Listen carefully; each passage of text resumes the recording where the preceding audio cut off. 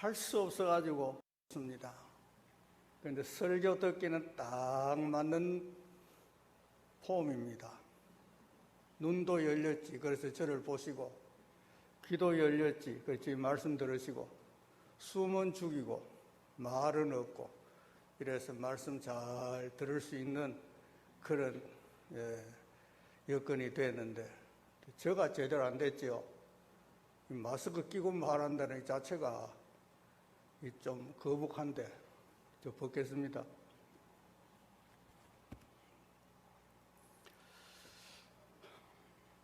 어떤 부부가 나들이를 가는데, 가다가 아내 되는 사람이, 여보 큰일 났다. 왜? 집에 다리미 전기 꼽아놓고 나왔다. 할 수 없어가지고 차를 돌려가지고 집에 들어가 봤습니다. 다리미는 전기 꼽혀 있는 것이 아니고 제자리에 정돈이 딱 되어 있습니다. 그래서 다시 출발해서 여행하고 왔습니다. 또 얼마 지나고 나서 또 나들이 가는데 부인이 여보 또 큰일 났다. 왜? 다리미 전기 콘센트 꽂아놓고 또 그대로 왔다. 그냥 가자. 안 된다지. 그래가 할 수 없이 또 차를 돌려가지고 가보니까 꼽혀져 있고 아주 안전하게 잘 되어 있습니다. 그리고 얼마 지나서 또 나들이 가는데 여보 큰일 났다. 이번에 진짜 큰일 났다. 정말 안 벗고 나왔다 그래. 그래 가만히 있어 봐라. 차 문 열고 뒤에 트렁크에 전기 다리미 끄집어내가지고 문을 열고 따라합시다. 다리미 여기 있다. 제일 쉬운 방법입니다. 아예 다리미조차 빼가지고 돌아다니니까 원천적으로 문제가 다 해결되어 버렸습니다.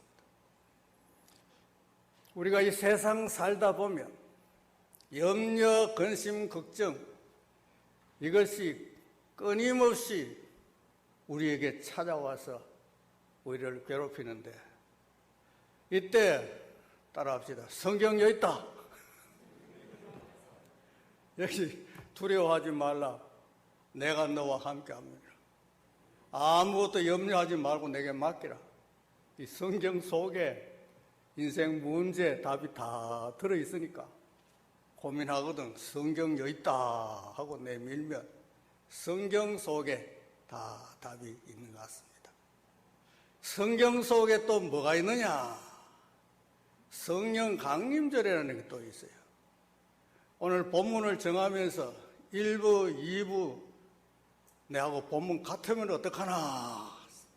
절기니까 이때는 본문이 같을 때가 상당히 많은데 오늘 다행히도 본문이 같지 않고 다르게 돼서 또 하나님께 감사드리고, 또 성령께서 우리의 마음을 움직여서 같은 본문 선택하지 않도록 은혜를 주셨다, 그렇게 생각을 합니다.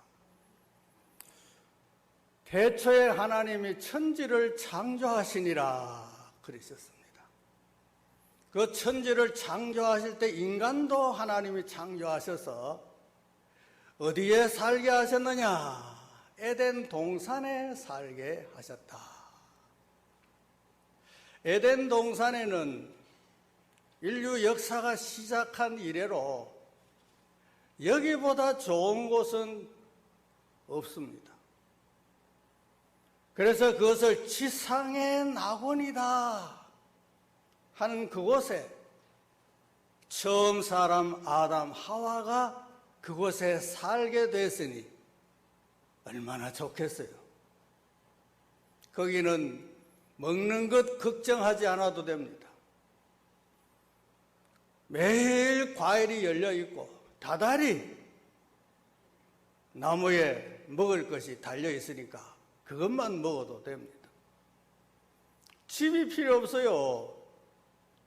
그냥 그 자체가 사람 살 여건이 다 되어 있으니까 집 짓고 할 필요가 없습니다. 그것은 옷도 필요 없어요. 가구 이런 거 필요 없습니다. 그냥 그대로 살면 됩니다. 그대로 살면서 영원히 살아도 되는 장소인 것입니다. 그런데 하나님께서 딱 한 가지 약속을 하셨어요.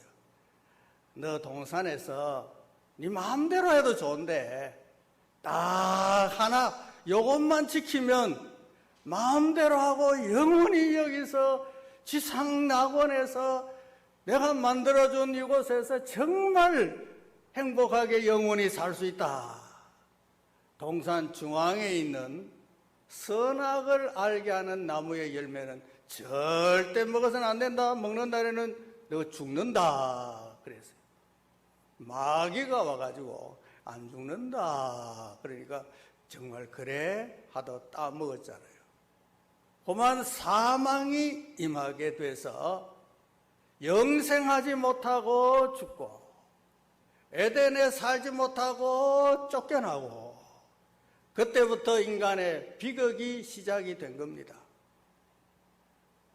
그때 하나님께서 창세기 3장 15절에 하나의 약속을 해주셨습니다. 이 문제를 원천적으로 해결할 수 있다. 다시 에덴을 회복하고 다시 영원히 살면서 살 수 있게 할 수 있다. 누구냐? 여인의 후손이 오면 된다. 그 여인의 후손이 누구냐? 예수 그리스도이신 것입니다. 마리아의 몸을 통해서 예수님이 세상에 오신 것입니다. 죄 때문에 문제가 되었으니 죄 문제를 해결해야 되니까 예수님은 죄 문제 해결하기 위해서 오셨고 그 해결 방법이 자신이 제물이 돼서 희생이 되는 것이었습니다. 그래서 세례 요한은 예수님 오는 것을 보고 하나님의 어린 양이로다. 어린 양은 제물이 되는 양인 것입니다. 예수님은 사역을 하시는 동안에 12 제자를 세우시고 그들을 데리고 다니시면서 교육을 하셨습니다. 3년 동안 훈련한 다음에 제자들에게 중요한 질문을 했습니다. 너희는 나를 누구라고 하느냐? 이 질문 참 쉬운 질문입니다. 왜냐하면 예수님 만났지요, 같이 다니지요, 같이 잤지요, 다니면서 교훈을 들었지요. 예수님이 누군가를 3년 동안 동락하면서 동고동락도 하고 이러면서 예수님을 잘 아는데 너희는 나를 누구라 하느냐 하니까 얼마나 놀랐겠어요. 지금 무슨 말씀 들으시려고 그러느냐? 이래 생각하는 중에 베드로가 선뜻 대답했습니다. 주는 그리스도시요 살아계신 하나님의 아들이 있습니다. 정답을 맞췄습니다.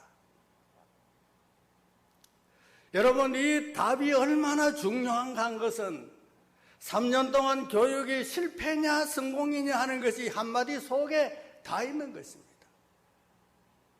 오늘 우리의 신앙생활이 성공이냐 실패냐 하는 그것도 예수가 누구냐에 대한 답이 정확할 때 우리의 신앙은 올바른 신앙이 될 줄로 믿습니다. 그래서 예수님의 마음은 흐뭇하셨을 것입니다. 그래, 시몬아, 너 참 복 있는 사람이다. 정답을 맞췄다. 그런데 맞췄다고 자만할 것이 아니라 네가 이렇게 정답을 맞출 수 있는 것은 너가 한 것이 아니고 내 아버지 하나님께서 그렇게 답변할 수 있도록 너를 통해서 말씀하신 거다. 그렇게 말씀해 주셨어요. 그리고 중요한 예수님 자신의 소원 한마디를, 희망 한마디를 말씀하시는 것입니다. 이 반석 위에 내 교회를 세우리라. 여러분, 교회라는 말이 비로소 여기서 처음 언급이 되는 겁니다. 예수님께서 지상에 와서 사역하는 이 세상에 남겨둘 만한 그런 사역이 있다면 교회다. 내 교회를 세우리라. 결국 예수님은 세상 계시는 동안에는 교회를 세우지 않으셨습니다. 예수님께서 부활을 하셨습니다. 그리고 성천하신데, 성천하시기 전에 주신 말씀이 있습니다. 내가 성천하고 하늘에 올라가 하나님 보좌 우편에 앉으면 내가 성령을 보내주겠다. 아버지께서 약속하신 성령을 내가 보내주겠다. 그렇게 말씀하셨습니다. 그리고 예수님은 성천하셨고 오순절날이 첫 오순절날이 되었습니다. 예수님 부활하시고 나서 첫 오순절에 성령이 강림하신 걸 믿으시기를 바랍니다. 불에 해 같은 것이 갈라져 각 사람 위에 임했다고 했습니다. 그리고 거기 있는 120명 모두 다 성령 충만함을 받았다고 말했습니다. 여기 이 사건은 교회가 세워지는 사건인 것입니다. 유대인이나 헬라인이나 종이나 자유인이나 다 한 성령을 받아서 한 몸을 이루었고, 이건 교회를 세웠고 그 말입니다. 그 전에는 그리스도의 몸이 이루어지지를 않았습니다. 그리스도의 몸이 세워지지를 않았습니다. 이제 오순절날 성령 강림하심으로 교회가 세워진 겁니다. 그리스도의 몸이 이루어진 것입니다. 그리스도와 몸이 한 몸이 되었다는 것은 바로 교회를 말합니다. 교회는 그리스도의 몸인 것입니다. 그리고 성령 충만함을 받았다. 이게 성령 충만함이라는 것은 교회를 교회 되게 할 수 있는 그것이 바로 성령의 충만함 그것인 것을 알 수 있습니다.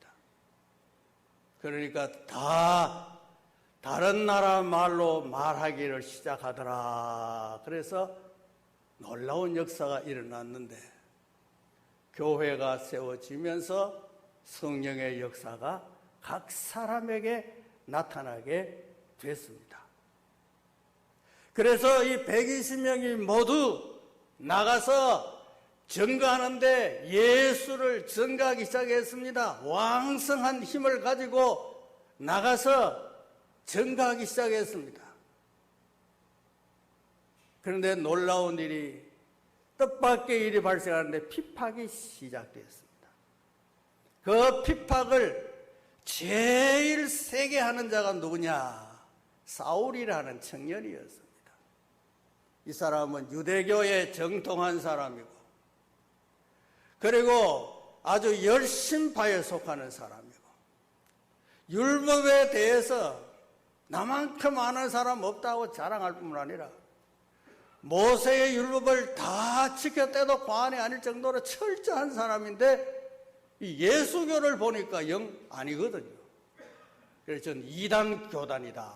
그래서 예수교 말살하기 위해서 앞장서서 핍박하기 시작했는데 예수 믿는 사람 입장에서 보면 저 사울만 없으면 좋겠는데 그러나 사울 때문에 제자들이 고통을 당하고 순교를 당하고 집사들이 고통을 당하고 순교를 당하고 이렇게 교회를 어렵게 만든 사람이 바로 이 사울이라는 청년이었습니다.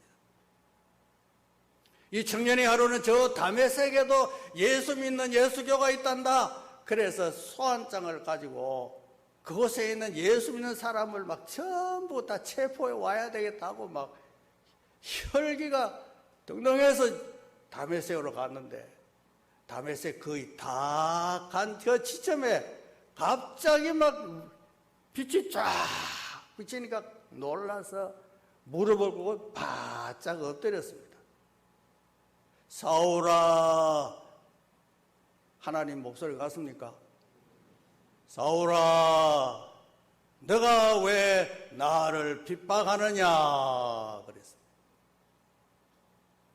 사람은 보이지 않고 소리만 들리는데 바짝 엎드려서 들으니까 자기 이름을 부르면서 왜 나를 핍박하느냐? 누구십니까? 물어봤어요. 나는 너가 핍박하는 예수다. 이때부터 호마니 사울이라는 청년이 눈을 떴지만 보이지 않습니다.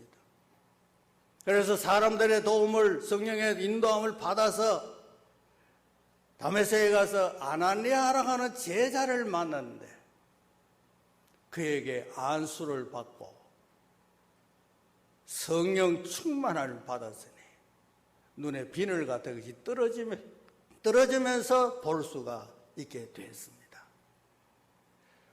그 이후로 그는 완전히 180도 달라졌습니다. 예수 믿는 사람 잡아 죽인다 그러다가 나는 예수 위해서 죽어도 좋다 이래서 예수를 다메섹에서 전도한 사람이 바로 사울 청년인 것입니다. 여러분, 성령의 역사가 놀랍지 않습니까? 예수 핍박하던 자가 예수 없이 못 사는 자로 180도 변화되는 자, 비겁한 자가 용감한 자로 변화되고, 부정적인 자가 긍정적인 사람으로 변화가 되고, 악한 자가 선한 사람으로 변화가 되고, 완전히 새 사람이 됐던 겁니다. 그래서 바울이 그때부터 예수 전가하면서 다녔는데 이제는 막 세계를 다니면서 전도 여행을 다니고 이러는데 고린도 교회에 있다가 그 교회에 누가 왔느냐? 아볼로라는 아주 훌륭한 믿음의 사람이 있습니다. 그는 신사적입니다. 점잖은 사람인 것입니다. 율법에 아주 능통한 학자이기도 한 것입니다. 그가 에베소 교회에 사역하다가 고린도 교회로 갔어요. 바울은 고린도 교회에 있다가 에베소 교회로 그곳에 가서 아볼로가 사역하던 에베소 교회로 갔어요. 요즘 말로 말하면 목회지를 서로 바꾼 겁니다. 가서 보니까 에베소 사람 보니까 뭔가 한 가지가 빠졌어요. 한 가지가 빠졌어요.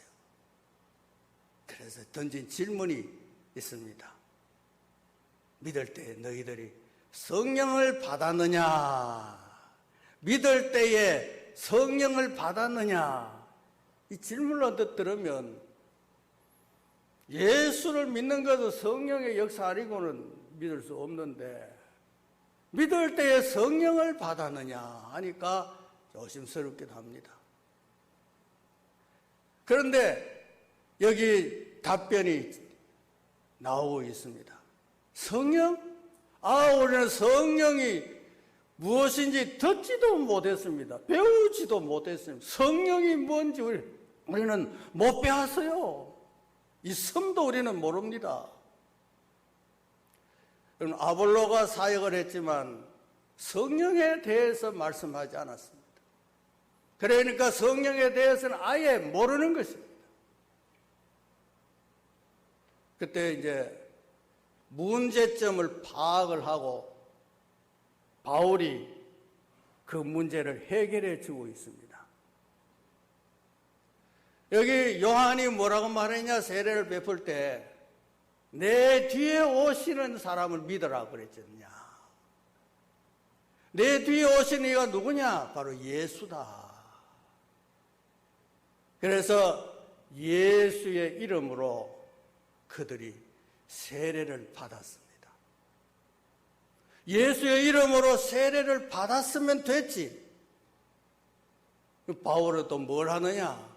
안수해 주었습니다.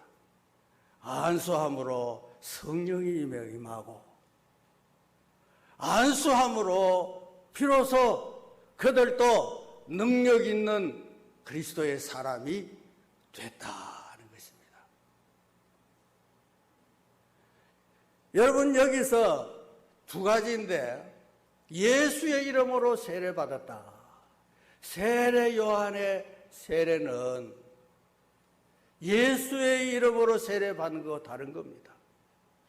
그들은 물세례, 죄 씻는 회개의 세례, 그뿐이었습니다.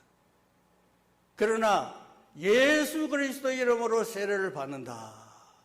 예수를 영접하고 성부와 성자와 성령의 이름으로 세례를 받지 않습니까? 나를 영접하는 자, 그 속에 내가 들어간다. 주님을 영접하는 그 순간에 주님 우리 속에 오시는 겁니다. 그래서 세례를 베풀게 된 거죠. 그럼 우리도 세례를 받았습니다. 예수 그리스도 이름으로 다 세례를 받았습니다. 세례 받고 그것으로 되는 것이 아니라 안수함으로 성령을 받더라, 그런 말씀입니다. 내주에 계시는 성령의 역사, 그리고 위에서 부으시는 성령의 역사를 말하는 것입니다. 내주에 계시는 성령, 이것은 성령으로 하지 않고는 그리스도를 주라 시인할 수 없다고 했으니, 예수는 나의 구주이십니다 시인하는 자, 그 속에 주님도 계시는 것입니다. 그래서 나를 믿는 자는 그 속에 영생이 있다고 말을 했습니다. 영생이 있다는 것, 주의 영이 그 속에 있다는 말씀인 것입니다. 그런데 다시 안수함으로 성령을 받더라 하는 말씀이 있습니다. 외부에서 부어지는 성령의 역사인 겁니다. 내주에 계시는 성령의 영은 떠나지 않으십니다. 우리를 그리스도의 사람으로 우리를 성화시켜가고 훈련시켜가고 그리스도의 사람으로 만들어가는 일을 꾸준히 계속하고 계십니다. 그러나 사역을 위해서는, 주의 일을 하기 위해서는 우리는 부으시는 성령이 함께 해야 되는 것입니다. 그것이 바울이 안수함으로 하는 말씀이 되겠습니다. 오늘 우리는 성령 강림절에, 성령 강림절 그때의 사건은 두 가지가 동시에 일어난 사건이기도 합니다. 내주에 계시는 성령님 그때부터 우리 속에 오신 분은 떠나지 않으시고, 부으시는 성령께서 방언하기도 하고 놀라운 능력을 행하게 하시는 이런 역사로 나타나게 되는 것입니다.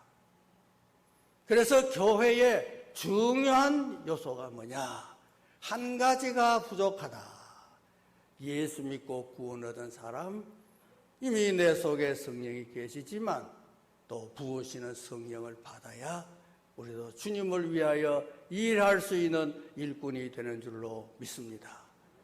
예수님의 제자들은 제자인 상태로서는 성령을 받지는 못했습니다. 성령의 역사가 함께 하긴 해도 내주하지는 않았습니다. 그런데 성령 강림하심으로 제자들 속에 예수의 영이 그때부터 들어가서 교회를 이루게 되고 한 몸을 이루게 되고, 예루살렘을 떠나지 말라, 내가 약속한 성령을 기다리라, 그래 하면 너희가 권능을 받고 하는 이 말은 외부로부터 부으시는 성령의 역사가 함께해야 이제 나가서 사역할 수가 있다. 구약시대에도 왕, 선지자, 제사장들 기름 부어서 안수해서 직을 맡긴 것은 오늘 우리가 성령을 받아야 우리도 능력 있게 주의 일을 감당할 수가 있다는 말씀이 되겠습니다. 성령 강림절에 우리 모두 내주하신 성령과 부으시는 성령 충만히 받아서 능력 있는 사역자로 교회 일꾼으로 잘 감당하시게 되고 우리 주님이 기뻐하시는 교회로 나아갈 수 있기를 주님의 이름으로 축원합니다. 기도하겠습니다. 하나님 아버지 은혜를